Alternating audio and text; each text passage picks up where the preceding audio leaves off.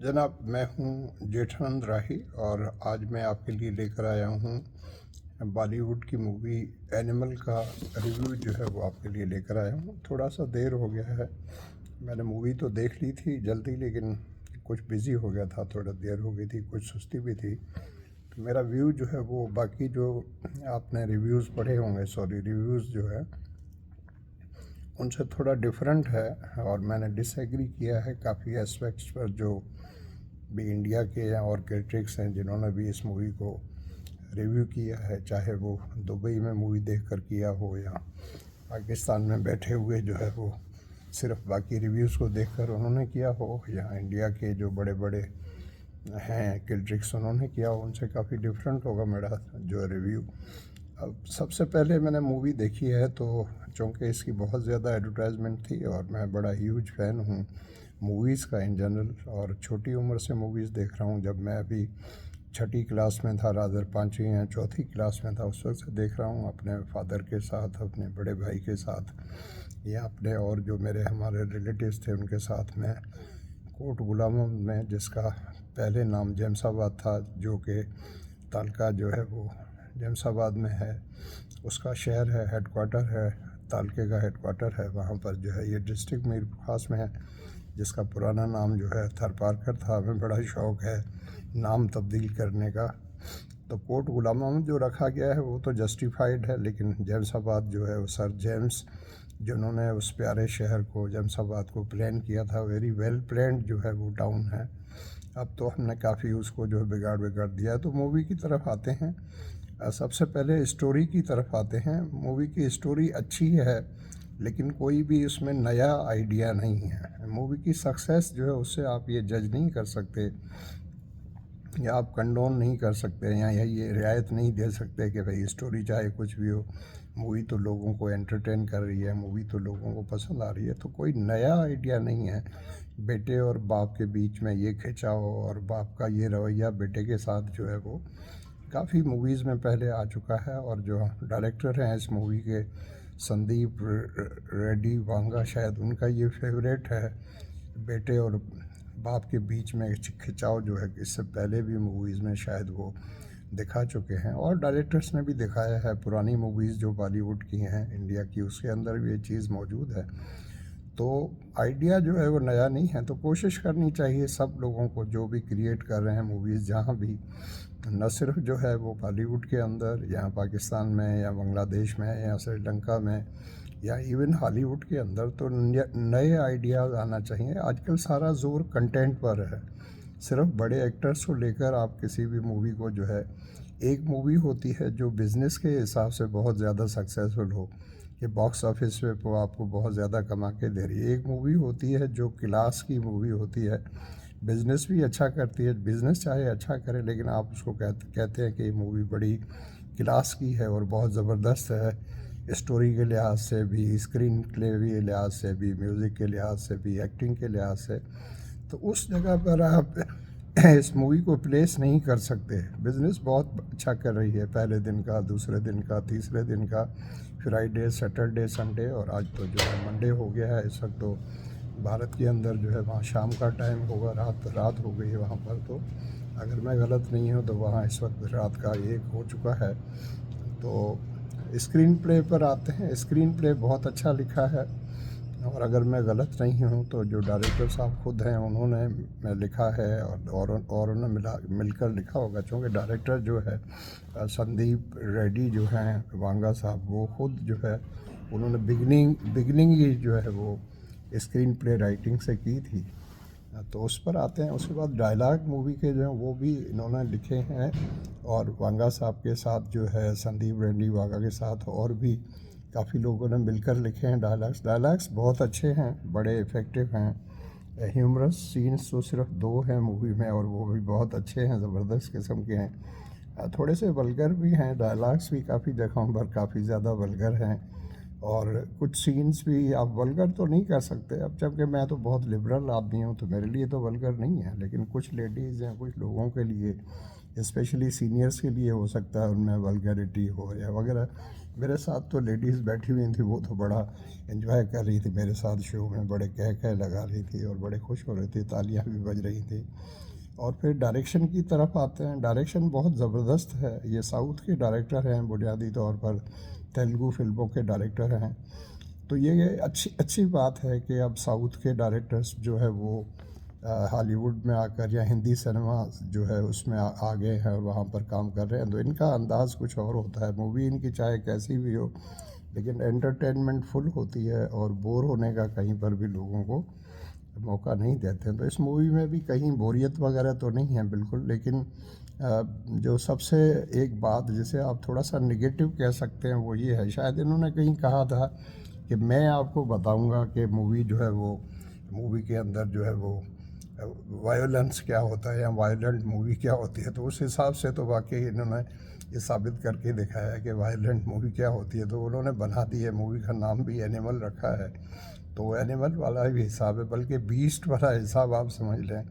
आप ये जस्टिफाई नहीं कर सकते कि किसी बेटे को अगर बाप जो है प्यार नहीं देता या बाप जो है उसको क्रिमिनल कहता है, तो बेटा जो है रिएक्शन के तौर पर इतना ज़्यादा एनिमल हो जाएगा या इतना ज़्यादा बीस्ट हो जाएगा कि उसके लिए लोगों को मारना करना मारना।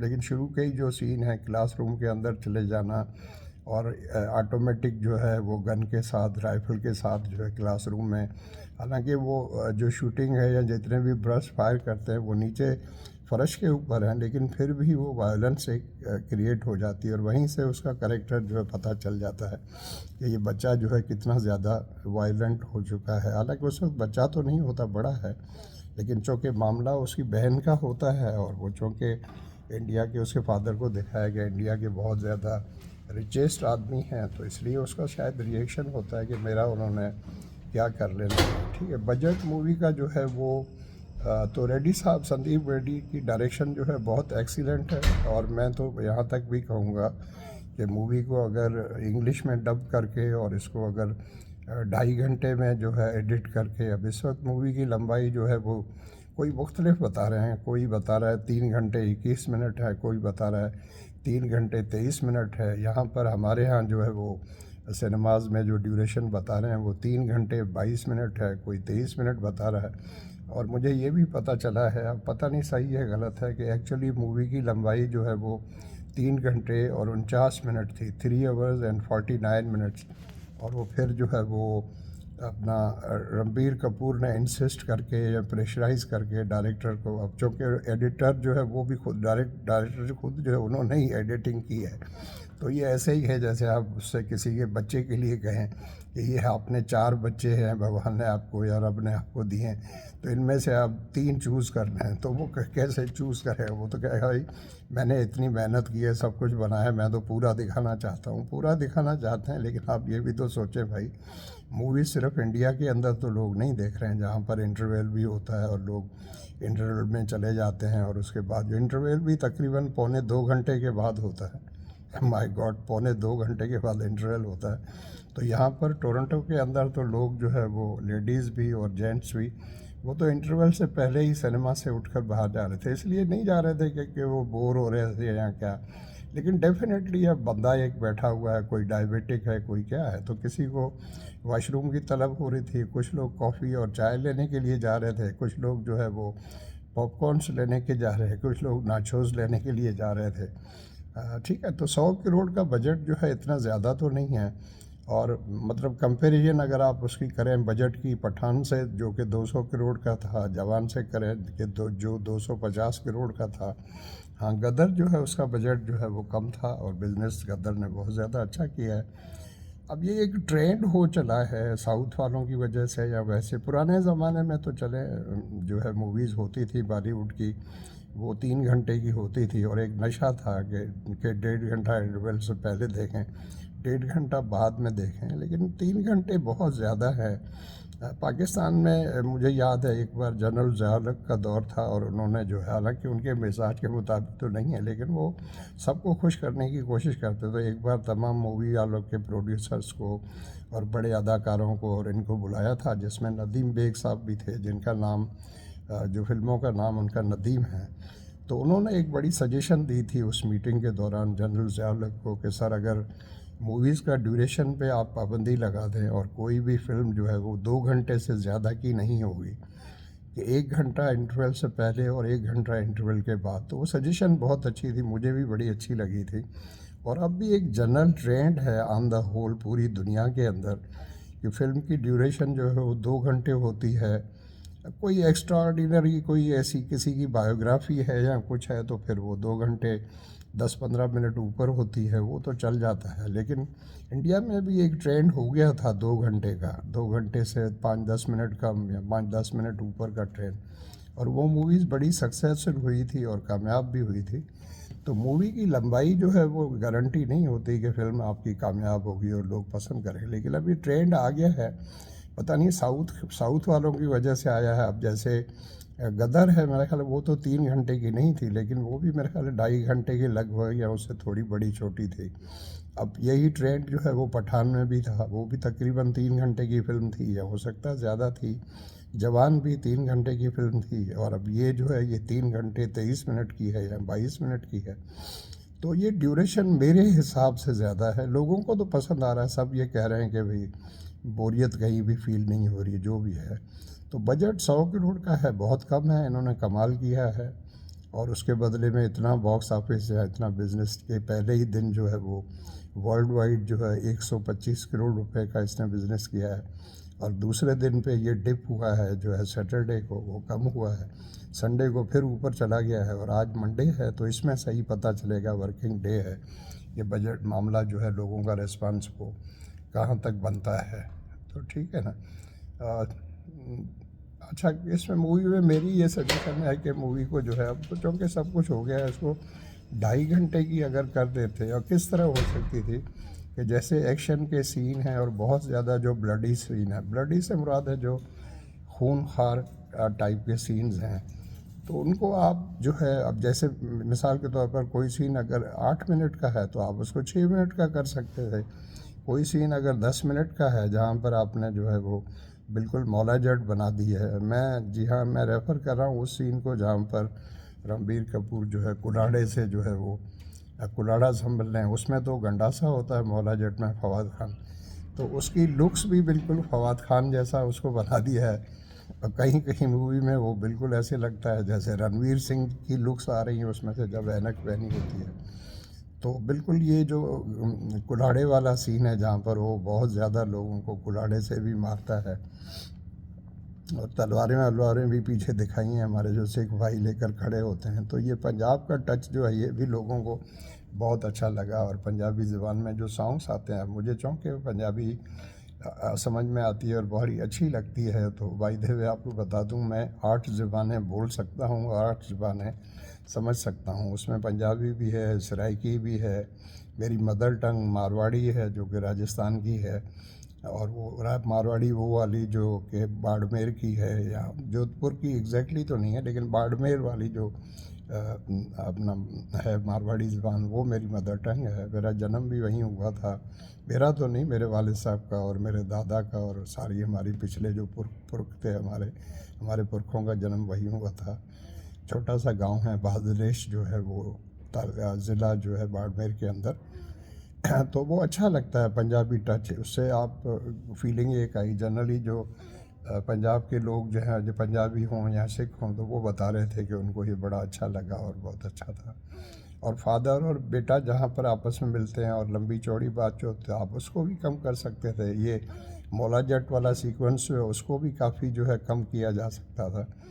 और मैं तो अब भी ये समझता हूँ कि मूवी को अगर 2.5 घंटे का कर दिया जाए और उसमें से फिर इसकी डबिंग की जाए इंग्लिश में, फिर आप उसको प्रेजेंट करें पूरी दुनिया के अंदर, तो बड़ी मैं विदाउट एनी डाउट आपको बता सकता हूँ कि हॉलीवुड की मूवीज़ की सिर्फ टक्कर में जा सकती है, बहुत बड़ा बिजनेस करेगी पूरी दुनिया के अंदर। अब पता नहीं ये करते हैं या नहीं, ये तो खैर उनकी मर्ज़ी है, क्योंकि हिंदी का भी रिस्पांस पूरी दुनिया के अंदर बहुत ज़्यादा है। जैसे पठान का हुआ था, या गदर का हुआ था, या जवान का हुआ था। तो जवान जो है उसने तो कई मौक़ों पर जो है वो मिलियंस, मेरा ख्याल है 328 मिलियन जो है वो बनाए थे किसी हफ्ते में। और वो चार्ट के अंदर जो है, बिज़नेस का जो चार्ट होता है उसमें नंबर तीसरे पे आ गई थी एक वक्त। जो है वीकेंड का जो बिज़नेस था इसका, जवान का, वो नंबर 3 पे आ गई थी। अब हॉलीवुड के अंदर, यूएसए के अंदर या उसका नंबर 3 पर आ जाना बहुत बड़ी बात है। तो ठीक है ना, तो उससे आगे आप चलें। एक्टिंग की जहाँ तक बात है, रणबीर कपूर टॉप पर हैं। मैंने रणबीर कपूर को ज़िंदगी में इतना अच्छा एक्टिंग करते हुए और कभी भी नहीं देखा। कमाल किया। उससे पहले वो संजू में कर चुके हैं, इस मूवी में उन्होंने बहुत ही कमाल किया है। डायरेक्टर को सलाम, जिन्होंने इतना बड़ा काम उनसे लिया है, और उन्होंने ख़ुद भी कमाल किया है। आलिया को भी फ़ख्र होगा अपने पति देव पर, पति परमेश्वर, और कि इन्होंने क्या कमाल किया। हो सकता है आलिया से शादी करने का भी इसमें कोई जो है वो हाथ हो। उसके बाद अनिल कपूर ने बहुत अच्छा काम किया है।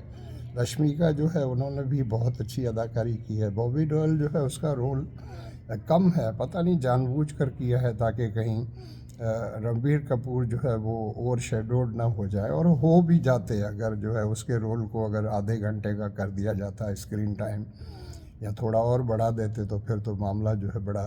अभी भी लोग जो है बॉबी देओल का इमेज बहुत ऊपर चला गया है इस मूवी के बाद। और जब वो उनकी एंट्री होती है और जितनी देर भी वो स्क्रीन पर रहते हैं, उन्होंने कमाल किया है। और जानबूझ के डायरेक्टर ने उसका पलड़ा काफ़ी हद तक भारी दिखाया है। जब लड़ाई हो रही होती, जो अक्सर होता है ऐसे सीन्स जब आते हैं, तो विलेन जो है उसको भारी दिखाया। अब उसके बाद इसका पार्ट 2 आ रहा है, एनिमल डॉग। उसकी भी हम अंदाज़ा लगा सकते हैं कि क्या होगा, क्योंकि वो जो आखिर में दिखाया है उसका साथी जो सिख है, उसको जिस तरह वो मार रहा है, रणबीर कपूर जैसा ही बंदा जो कि क्लेम तो कर रहा है कि मैं भाई हूँ, उसका भाई हूँ, बॉबी देओल का भाई हूँ। लेकिन अब पता नहीं है कि, जो कि ट्विस्ट है स्टोरी के अंदर। और उसके अलावा जो है शक्ति कपूर का रोल है, उसके दादा जो बने हैं, और अदाकार हैं जितने भी सिख हैं, उन्होंने भी बड़ा कमाल किया है। तो बॉबी देओल के रोल को कम करने की कोई जस्टिफिकेशन मेरा ख्याल है डायरेक्टर के पास है नहीं। पता नहीं किसी ने कहा होगा कि सर इनके रोल को अगर आप बड़ा बनाएंगे तो फिर रणबीर कपूर जो है ओवर शेडो हो जाएंगे ना। ठीक है जी। उससे आगे आते हैं, प्रोड्यूसर जो है वो संदीप रेड्डी वांगा खुद हैं। उसके अलावा 4 और जो है प्रोड्यूसर्स हैं इसके साथ। मुझे हैरत होती है, सिर्फ 100 करोड़ रुपए में 4 और प्रोड्यूसर्स हैं। पता नहीं कोई मजबूरी होगी या क्या होगा। सिनेमा फोटोग्राफी जो है अमित राय साहब की है, उन्होंने कमाल किया है। ज़बरदस्त जो है वो सिनेमा फोटोग्राफी है। बैकग्राउंड म्यूज़िक जो है बहुत अच्छा है, वेरी इम्प्रेसिव है। और वो सीन्स के वैल्यू को या उसके इम्पैक्ट को बहुत ज़्यादा जो है ऊपर लेकर जाता है, जैसा कि होता है। कमाल का जो है वो बैकग्राउंड म्यूज़िक है। और फिल्म में वैसे ही म्यूज़िक जो है वो मतलब बैकग्राउंड म्यूज़िक मैं कह सकता हूँ कि हॉलीवुड के लेवल का है, बेस्ट है। ठीक है जी। उसके अलावा जो है वो अदरवाइज़ म्यूज़िक, जो गानों का म्यूज़िक है मूवी के अंदर, वो भी अच्छा है। और बैकग्राउंड में जो गाने आते हैं उनका बड़ा इम्पेक्ट है, पंजाबी में भी जो आते हैं। और लोग जो है वो वरीज थे, लोगों को वरीज थी कि फ़िल्म में वल्गर सीन्स होंगे, वल्गर डायलॉग होते हैं, तो फैमिलीज़ को पसंद नहीं आएंगे। मुझे तो भैया सीनियर्स को पता नहीं, मुझे तो और पका तो पता नहीं। मेरे साथ जो हाल में लेडीज़ बैठी हुई थी वो तो ज़बरदस्त इंजॉय कर रही थी, हंस भी रही थी। जो सीन्स इवन यहाँ डायलॉग्स बहुत ज़्यादा वल्गर भी थे, जैसे एक अंडरवियर वाला सीन था, या एक दूसरा सीन भी था उसका अपनी बेगम के साथ, तो वाइफ के साथ अपनी। और फिर दूसरी वो जो एक और जो आती है अदाकारा जो है, जो कि इसको ट्रैप करने के लिए आती है, उसके वो भी बड़ी अच्छी अदाकारी की है सब ने जो है।